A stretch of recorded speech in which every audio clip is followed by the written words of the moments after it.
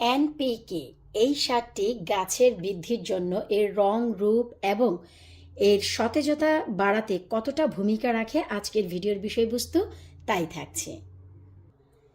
Hello everyone, আসসালামু আলাইকুম। কেমন আছেন আপনারা সবাই? আলহামদুলিল্লাহ, আমি তো অনেক ভালো আছি। আশা রাখছি আপনারাও ভালো আছেন। আজকের ভিডিওর বিষয়বস্তু হচ্ছে এনপিকে। এই একটি জিনিস, এটি কি সবার আগে জানতে হবে, আর এটি কি কাজে ব্যবহার করা হয় এবং কেন আমরা কিষানীরা এই জিনিসটির পিছনে হন্য হয়ে ছুটি। এনপিকে আর কিছুই না, এটা এমন একটি সার, এমন একটি উপাদান যারা গার্ডেন করতে চান, শুধু তাই না, গ্রামগঞ্জে, বাংলাদেশ আনাচে কানাচে, ইউএস থেকে ইউরোপ থেকে শুরু করে বিশ্বের যেই প্রান্তে ফসল ফলানো হয়, এনপিকে ছাড়া সেটা কোনোদিনও সম্ভব না। সো এনপিকে এটা আপনারা বাজার থেকে কিনেও ব্যবহার করতে পারেন রাসায়নিক সার হিসেবে। সো সেই রাসায়নিক সারে যা রয়েছে সেই জিনিসটি, সেই উপাদানগুলো ঘরেও আপনারা বানিয়ে এনপিকে বানাতে পারেন, সেম কাজ করবে।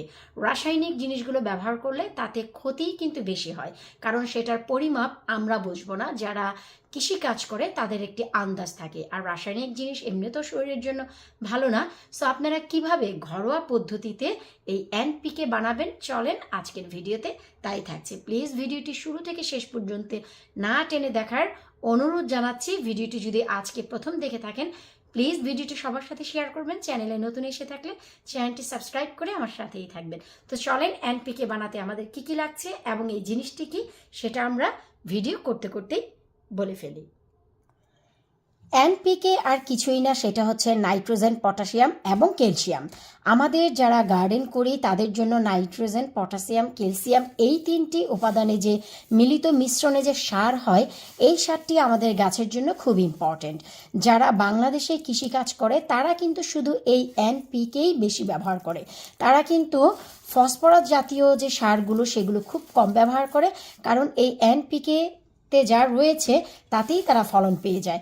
কারণ নাইট্রোজেন এবং পটাশিয়াম ব্যবহারের ফলে গাছ অনেক বেশি বড় হবে, সবুজ হবে, মোটা তাজা হবে।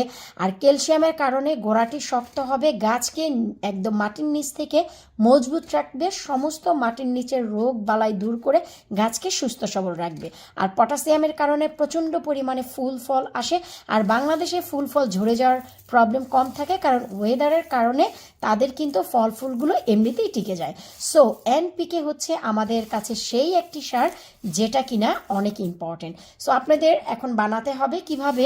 এখানে শুকনো যে পেঁয়াজের উপরের যে খোসাটি, এই যে দেখেন একদম উপরের পেঁয়াজের খোসা, এখানে আমি 30টি পেঁয়াজের খোসা নিয়েছি। আপনাদের মনে রাখতে হবে 30টি পেঁয়াজের খোসা 300 গ্রাম নিয়েছি আমি। এই যে এগশেল, ডিমের খোসা, ডিমের খোসাটি কিন্তু কাঁচা, আমি আস্ত অবস্থায় আমি মাপিনি, আমি শুকিয়ে এতটুকু গুঁড়ো করে তারপরে মেপে এখানে 300 গ্রাম নিয়েছি। 300 গ্রামের জন্য আমি 30টি পেঁয়াজের খোসা, এর মেজারমেন্ট হবে 100 গ্রামের সাথে 10টি পেঁয়াজের খোসা। আর আমি 10টি ব্যাগ আমি নিয়েছি, টি ব্যাগ। সো এখন এটা কিভাবে বানাবেন, কিভাবে ব্যবহার করবেন, আজকের ভিডিওতে আমি সব দেখিয়ে দিচ্ছি। শুরুতেই আপনাদের এই ডিমের খোসা এবং পেঁয়াজের খোসা এই দুটিকে ব্লেন্ডারে ব্লেন্ড করে নিতে হবে। আর ব্লেন্ড করতে কোনো প্রবলেম হবে না, দুটি হচ্ছে একেবারে মুড়ি ভাজার মতন শুকনো রয়েছে। এই তো পেঁয়াজের খোসা আর ডিমের খোসাটি ব্লেন্ড করে নেওয়ার পর একদম এরকম হয়েছে গুঁড়ো গুঁড়ো। আর এই যে 10টি চায়ের পাতা আমি কিন্তু ছুটিয়ে নিয়েছি। এখন এই সব কিছুকে আমি একসাথে ভালো করে মিলিয়ে নিব। আসলে অনেক কিছু মুখে বলার কোনো প্রয়োজন হয় না, আপনাদেরকে দেখেও অনেক কিছু একটু বুঝে নিতে হবে। এই যে দেখেন সব কিছু আমরা মিলিয়ে ফেললাম, হয়ে গেল কিন্তু আমাদের এনপিকে, নাইট্রোজেন, পটাশিয়াম এবং ক্যালসিয়াম একদমই রেডি।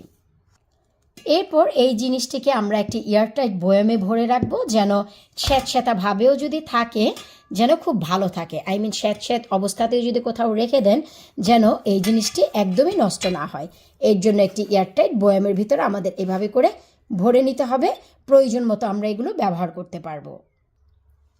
এই তো আশা করি বুঝতেই পেরেছেন যে আমাদের এনপিকে এই জিনিসটি কি। এটি এমন একটি উপাদান, এমন একটি সার যাতে রয়েছে নাইট্রোজেন, পটাশিয়াম এবং ক্যালসিয়াম, যেই জিনিসটি ব্যবহার করলে আপনাদের গাছে আর কোনো সারের প্রয়োজন হবে না। সো এখন যেহেতু আপনারা এনপিকে জেনে গেছেন, তো এটা কিভাবে ব্যবহার করতে হয় চলেন আমরা সেই পদ্ধতিটিও আপনাদের সাথে একটু শেয়ার করে দিচ্ছি। এতে করে আপনাদের বুঝতে অনেক সুবিধা হবে আপনারা কতদিন পর পর কীভাবে এই জিনিসটি ব্যবহার করবেন। এই যে দেখতে পাচ্ছেন আমার ঘরে একটি নাগামরিচের গাছ, যাতে অনেক পরিমাণে ফুল এসেছে ঝাঁকে ঝাঁকে। আপনারা যদি একটু দেখতে পান তাহলে কিন্তু বুঝতে পারবেন। এই যে দেখেন। সো এই যে জিনিসটি কিভাবে আপনারা ব্যবহার করবেন, এই যে মাটির নিচটি আগে একটু ভালো করে খুঁড়িয়ে নিতে হবে। এই যে দেখেন, খুবই ভালো করে আপনাদের আলতো করে নিতে হবে। এতে করে শুরুতেই এয়ার সার্কুলেট দিয়ে আপনাদের এই জিনিসটিকে ক্লিয়ার করে নিতে হবে। সাইড থেকে হালকা একটু ড্রেনের মতন করে নিতে হবে। এরপর একটি গাছের জন্য, সেটা যে কোনো গাছ হোক না কেন, একটি গাছের জন্য আপনাদের 2 চা চামচ, এই যে দেখেন যে আমি কিভাবে ব্যবহার করছি, একদম মেজারমেন্ট চামচ দিয়ে 2 টিস্পুন 2 চা চামচ এই যে ব্যবহার করতে হবে। তারপর মাটিটি ঢেকে দিতে হবে। এটা কিন্তু আমি শুকনো মাটিতে দিলাম, তাই না? এখন এটা কিভাবে রাইট ওয়েতে ব্যবহার করবেন সেটাও আমি এক্সপ্লেন করে দিচ্ছি। এক নজর বাহিরে যা কিছু দেখলেন সব কিছুই এই এনপিকে দিয়েই আমি বানিয়ে থাকি। এই যে দেখলেন যে আমি শুকনো মাটিতে 2 চা চামচ এই নাইট্রোজেন, পটাশিয়াম এবং ক্যালসিয়াম ব্যবহার করলাম। এখন যেহেতু মাটি অনেক শুকনো, আপনারা দেখলেন আমি হাত দিয়ে কিন্তু মাটিগুলো নিয়েছি, আমার হাতে কোনো মাটি নেই, তার মানে একদম শুকনো। এখন আমি এতে পানি ব্যবহার করব। পানি দিয়ে দিলেই এটা স্লোলি অ্যাবজর্ব হবে মাটিতে এবং খুবই কুইক রেজাল্ট দিবে, কারণ এতে যেহেতু চা পাতাটা রয়েছে খুব কুইক নাইট্রোজেন আপনাকে বুস্ট করে দিবে। আর পটাশিয়াম পেঁয়াজের খোসার কারণে পেয়ে যাবে, এই যে ফুলগুলো হয়েছে আরও অধিক ফুল নিয়ে আসবে। আর ক্যালসিয়ামটি পুরো গাছকে একদম আঁকড়ে ধরে সমস্ত রোগবালাই দূর করে একদম স্ট্রং করে ফেলবে মাটির নিচ থেকে। সো এই 3টি হলে আমাদের আর কোনো সারের প্রয়োজন হয় না। এখন যেহেতু প্রতিটি গাছের জন্য 2 চা চামচের বেশি আপনাদের দেওয়ার কোনো প্রয়োজন নেই। সেটি যদি মনে হয় একটি লাউ গাছে লাউ ধরেছে, ডাজন্ট ম্যাটার, একটি গাছের জন্য 2 চা চামচ যথেষ্ট। এটা এমন নয় যে জৈব সার বলে কোনো মূল্য দেবেন না, রাসায়নিক সার না বলে। এটা জৈব সার হলেও এটার ভিতরে সেই উপাদান রয়েছে যা রাসায়নিক সারের ভিতরেই থাকে, তাই না? কারণ রাসায়নিক সার যদি আপনারা 20 ml লিকুইড ব্যবহার করেন, সেটা কিন্তু 20 ml কিন্তু লিটল বিট অফ অ্যামাউন্ট, সেটা কিন্তু 4.5 লিটার পানিতে আপনাদের মিলিয়ে নিতে হয়। সো এই জিনিসটি 2 টিস্পুন কিন্তু কম মনে করবেন না। সো প্রতিটি গাছে 2 চা চামচ করে আপনারা ব্যবহার করবেন। শুকনো যদি মাটি থাকে সেখানে আপনারা এই যে দেখতে পাচ্ছেন 1 লিটার পানিতে, আমি বারবার বলে দিচ্ছি, প্লিজ ভিডিওটি শুরু থেকে শেষ পর্যন্ত দেখার চেষ্টা করবেন। এতে করে আপনারা আপনাদের প্রশ্নের উত্তর পেয়ে যাবেন।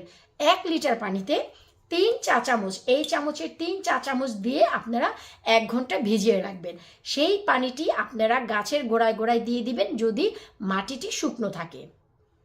আর যদি মাটি ভিজা থাকে তাহলে সরাসরি আপনারা এই যে পাউডারটি দিয়ে দিতে পারবেন, স্লোলি ডিজলভ হয়ে যাবে। আর এই যে খাদ্য, এই খাদ্য সপ্তাহে 1 দিন ব্যবহার করলেই যথেষ্ট। বাহিরের কেনা রাসায়নিক সার থেকেও বেশি গুরুত্বপূর্ণ এবং ইম্পর্টেন্ট আমার জন্য এই সারটি।